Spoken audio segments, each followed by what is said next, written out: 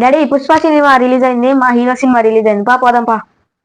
ఇప్పుడే వద్దులే నాన్న సినిమాకి. ఫస్ట్ రోజు జనం ఎక్కువ ఉంటారు, బాగా క్రౌడ్ ఎక్కువ ఉంటది, జనం బాగుంటారు. ఇప్పుడు వద్దులే నాన్న, 4 రోజులు ఆగిపోదాం. ప్లీజ్ డాడీ, మా హీరో డాడీ చాలా రోజుల నుంచి చూస్తున్నా సినిమా చూడాలని. ప్లీజ్ డాడీ పోదాం డాడీ. నువ్వు హీరో అంటున్నావు ఏంది? వాళ్ళు హీరోలు కాదు, వాళ్ళు మా తాతల కాలంలో వాళ్ళని పగటి వేషగాళ్ళు అంటారు. వాళ్ళని మనమే హీరో హీరో హీరో అని ఆకాశానికి ఎక్కుతున్నాం. మనం జీరో లాగానే ఉంటున్నాం. హీరో ఎవరంటే ఇండియన్ ఆర్మీ. వాళ్ళని ఆదర్శంగా తీసుకొని నీ లైఫ్ బాగుంటుంది. కాదు నాని, అసలు వాళ్ళు హీరోలే కాదు, మనం ఫ్యాన్సే కాదు. హీరోలు అంటే ఎవరంటే మన డాడీ చెప్పినట్టుగా ఆర్మీ వాళ్ళు. వాళ్ళ లాభం కోసం వాళ్ళు సినిమాలు కోట్లు కోట్లు పెట్టి తీసుకొని ఏం చేస్తున్నారంటే భారం మొత్తం మన మీద ఎత్తున్నారు. 1000 నాకు 1000 ఆయనకి 1000 ఛార్జీలు పాప్కార్న్ అని వెళ్తాం.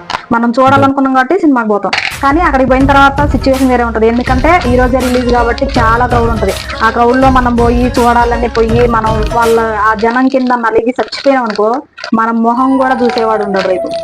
మన ఇంట్లో ఒక ప్రాణం పోతే మన ఇంటి వరకు ఏడుస్తూ మొత్తుకుంటూ ఉంటారు. కానీ వాళ్ళ ఫ్యామిలీలలో చాలా సంతోషంతో పండగ చేసుకుంటారు. ఎందుకంటే వాళ్ళ సినిమా రిలీజ్ చేసుకొని వాళ్ళ కోట్లు సంపాదించుకుంటారు కాబట్టి. ఇంత జరిగిన తర్వాత రేపు ఏమంటారంటే, అవునా అట్లా జరిగిందా, అయ్యో పాపం మాకు తెలియనే లేదండి అని మన ముఖం మీద ఒక 10,000 కట్టి ఇసిరి కొడతారు. మంచిగా అవతలికి పోయి పండగ చేసుకుంటారు. ఓకే మమ్మీ, సినిమా వద్దు ఏమొద్దు. ఇప్పటి నుంచి నాకు నా హీరో ఇండియన్ ఆర్మీ.